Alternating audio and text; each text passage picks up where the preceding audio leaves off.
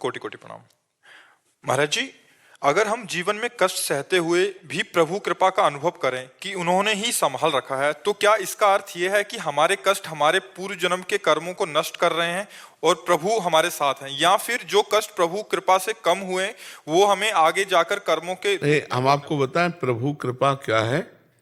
जैसे बच्चे को ऑपरेशन करवाना है तो माँ पैसा देगी डॉक्टर को, अपनी गोद में ले जाएगी और डॉक्टर को समर्पित करेगी और प्रार्थना करेगी। बालक को लगता है माँ बड़ी निर्दयी है, पैसा दे के हमारा छेदन भेदन करवा रही हो, हमको इसको दे रही, अपनी गोद से हटा रही, लेकिन उसमें माँ का बहुत बड़ा दुलार छुपा हुआ है, क्योंकि वो फोड़ा उसको विशेष कष्ट देगा। ऐसे ही भगवान अपने भक्त के जो पाप रूपी फोड़े हैं उनका ऑपरेशन स्वयं करवाते हैं अपनी दृष्टि में, और उसको आंतरिक बल देते हैं जिससे वो सह जाए। महाराज जी, कष्ट जो अपन को अभी कट रहे हैं अभी, वो बाद में भोगने पड़ सकते हैं दोबारा? नहीं नहीं नहीं नहीं, बिल्कुल क्लियर होता चला जा रहा। नाम जब करते हो, हाँ क्लियर, एकदम क्लियर। और जहाँ 100 थप्पड़ लगने होंगे वहाँ 10 में निपटा देंगे, 90 माफ कर देंगे। जैसे एक बाल्यावस्था से भजन कर रहे थे, फिर आगे चलकर संत बने, तो बहुत समय भजन करते हो गया था। तो गंगा के किनारे और शालिग्राम भगवान को स्नान कराने वाले ही थे कि 90 लोग, एक दल आ रहा था चोरों का, उन्होंने कहा मारो इस बाबा जी को, और घेर लिया।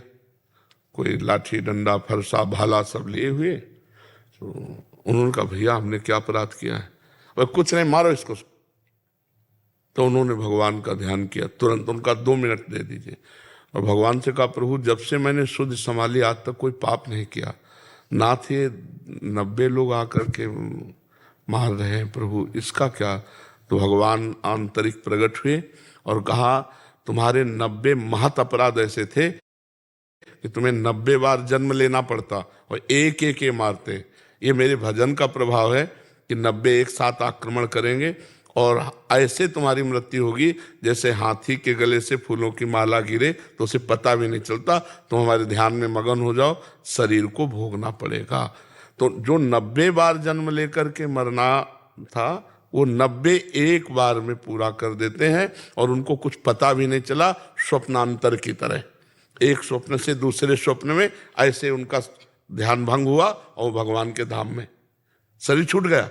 शरीर छूटे हुए शरीर को उन्होंने, देखो भीष्म पितामह जैसे बाल ब्रह्मचारी महाभागवत 6 महीना बाणों की सैया पे शयन करना पड़ा। इतने बड़े महात्मा को, तो अगर नाम जप नहीं चल रहा और कर्म आगे बिगड़ रहे हैं और आप दुख भोग रहे हैं, तब तो बुरी स्थिति है, दुख ही दुख भोगना है। अगर भजन हो रहा है तो आगे के सब जितने कर्म आपके गलत भी हो जाएंगे उन सबको बराबर कर देगा, जला के राख कर देगा, संचित को भस्म कर देगा जो जमा है, और प्रारब्ध को भोगने के सामर्थ्य दे देगा। भगवान के नाम में बड़ी सामर्थ्य है, इसलिए विचलित मत होना।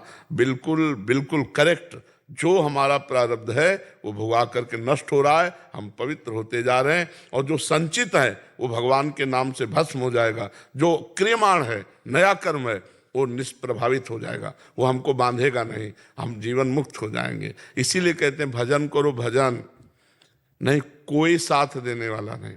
मान लो रुपया कोई लगा सकता है, तुम्हारे पास बैठ सकता है, लेकिन तुम्हारी पीड़ा को, अंदर जो तुम्हें पीड़ा हो रही, चिंता हो रही, शोक हो रहा है, घबराहट हो रही है, उसको कौन हटाएगा? उसको भगवान हटाएंगे। हम कह रहे हैं कि मानव विश्व की संपत्ति है, लेकिन क्या करेगा? मान लो आपका किडनी फेल, लीवर फेल, अब जो आप भोग रहे हो कष्ट, तो कोई कह सकता है कि मैं आपके तौल भर रुपया लगा सकता हूं, लेकिन रुपया से दूर होगा क्या? प्रारब्ध भोग तो है। हाँ, मन भगवान में लग गया, अब दूर हो जाएगा। मन आनंदित है, शरीर पीड़ा में है तो आनंद है, और अगर शरीर स्वस्थ है और मन विषयाकार है तो वो इसे भोग रहा है, जल रहा है, अशांत है। इसलिए बहुत अच्छा नाम जप करते रहो और धैर्यपूर्वक प्रारब्ध को भोगते रहो। तो भजन करने वाले का सबसे बड़ा सुख ये होता है कि भारी विपत्ति और दुख में भी भगवान मन को अपने पास रखते हैं, और मन ही से सुख दुख का अनुभव होता है। सावई मना कृष्ण पदारविंद हो, यदि मन भगवान के चरणारविंद में लगा है तो दुख क्या करेगा? दुख कुछ नहीं कर सकता। अच्छा, अपने को मृत्युलोक में जब जन्म मिला है तो दुख मिलेगा, पक्का दुख। दिन है तो रात मिलेगी, तैयारी कर लो। अभिमान मत करो कि आज मैं बहुत सुखी हूं, कल ऐसा दिन आएगा कि रोते नहीं बनेगा, इसलिए कल की तैयारी कर लो। जैसे प्रकाश में व्यवस्था कर लो तो अंधेरे में दुख नहीं होगा, तो प्रकाश में व्यवस्था कर लो। अभी तुम यावत स्वस्थमिदम कलेवरम यावच्च दूरे जरा, बुढ़ापा दूर है, रोग दूर है, तो तुम भजन का प्रकाश कर लो, ज्ञान प्राप्त कर लो, तो शरीर के दुख सुख में आनंदित रहोगे। और अगर नहीं तो फिर सुख हुआ तो अभिमान करे घूम रहे, दुख हुआ तो बिलला रहे हो, रो रहे हो। तो यही संसार का हाल है। ज्ञान का मतलब है संसार का कोई भी दुख सुख हमें प्रभु से अलग न कर पावे। त्रिभुवन की राज्य लक्ष्मी देने पर भी भगवान का विस्मरण न हो, ऐसा सुख, और शरीर पे आरा चलाने का अवसर आ जाए तो भी भगवान का विस्मरण न हो, महापुरुषों ने दिखा दिया है। ऐसा सुख भगवान देते हैं। गुरु अर्जुन देव जी, उनको तपते हुए तवे पे बैठाल कर ऐसे तप्त बालू डाली जाती, वो यही कह रहे थे, वाहे गुरु तेरा किया मीठा लागे, हरि नाम पदार्थ नानक मांगे। बोलो, ऐसी स्थिति में क्या कह रहे हैं? हरि नाम पदार्थ नानक, हे प्रभु आपका विस्मरण ना हो, बस है, और आपका किया हुआ मीठा, हे वाहे गुरु आपका किया हुआ मीठा लग, आपने जो बहुत सुख मिल रहा। आप सोचो भला, इसी कड़ाह में डाल के उबाल दिया, फिर रापी नदी जो क्या है वहां उन्होंने अपने शरीर को पूरा किया। तो शरीर एक केंचुल के समान, पुराने कपड़े के समान लगने लगे तब तो ज्ञान सही। और शरीर भी प्यारा, भोग भी प्यारे, संसार भी प्यारा, और ज्ञानी भी, तो फिर अज्ञानी किसे कहते हैं? ये बात समझना है। धैर्य पूर्वक शरीर के द्वारा किए हुए पाप कर्मों को सह जाओ, और भगवान का नाम जप करते हुए जो पाप कर्म हमने किए वो भोगे, भगवान का नाम जप करते हुए भगवान को प्राप्त हो जाओ। यही मनुष्य देह का फल है। नहीं तो 4 दिन की केवल जीवन आयु है। 4 दिन कैसे? अब आपकी आयु कितनी है? 44। अब बोलो 44 साल निकल गए, आपको पता भी नहीं चला। ऐसा लगता है कि अरे यार अभी तो हम आए हैं संसार में, और अब कितने वर्ष हैं या मिनट है कुछ पता नहीं। और यहां से जाना कोई साथी नहीं, कोई साथी नहीं, शरीर भी यही रह जाएगा। तो बुद्धिमानी है कि यहां से वो कमाई करो जो ले चलो। वो है परोपकार, वो है नाम जप, वो है भगवान का गुणगान, भगवान की लीला कथा सुनना, उनका चिंतन। और इससे मनुष्य बेपरवाह है।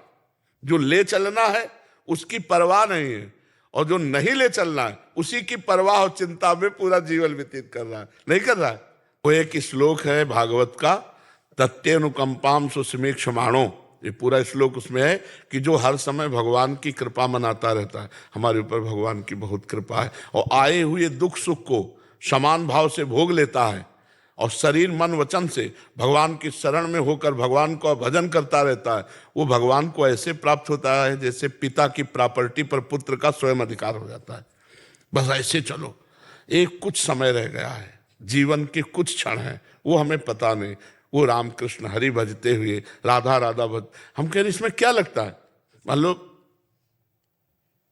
राधा राधा, प्रपंच की बातें मत करो, और मेहनत खूब करो, खूब काम करो, फावड़ा चलाओ, व्यापार करो, नौकरी करो, जो आप कर रहे हो करो, और नाम जप करते रहो, देखो मंगल हो जाएगा। ये सब बाहरी नाटक है कि तुम्हारे दुख दूर कर दे। ये बिल्कुल नाटक है कि वो जंतुर बांध देंगे, वो भस्म दे देंगे, वो कलावा बांध देंगे। जब विधान बना भगवान को बन बन भटकने का, सिया जी के हरण का, तो क्या वशिष्ठ जी ने विचारा नहीं था क्या कुंडली? उधर परम ज्ञानी जनक जी सीता जी के पिता हैं, और उनके सदानंद जी हैं, क्या उन्होंने कुंडली नहीं देखी थी क्या? इतने बड़े बड़े विद्वान, इतने बड़े बड़े कि वो ब्रह्म को बोध प्राप्त किए हुए पूरी सृष्टि को नवीन रच सकते हैं।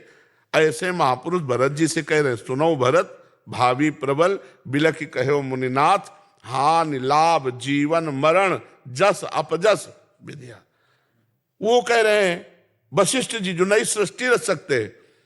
भैया 1 घंटा भजन नहीं करते होंगे, कह रहे हैं मुर्दे को जिला देते हैं। व्यर्थ की बातों में न फंसे, एकमात्र भगवान का आश्रय, वही है हरि स्मृति सर्वविपद विमोक्षणम। भगवान का स्मरण करो, सबकी कृपा, सबका आशीर्वाद आपके पास है।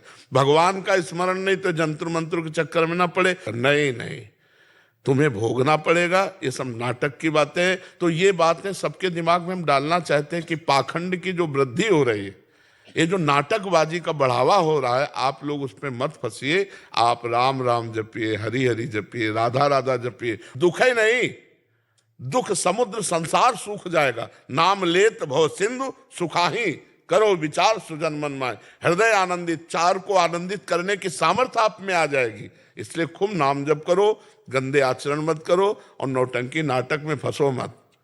किसी के सामर्थ्य नहीं, कि बड़े बड़े ऋषि मुनियों ने ऐसा करके नहीं दिखाया।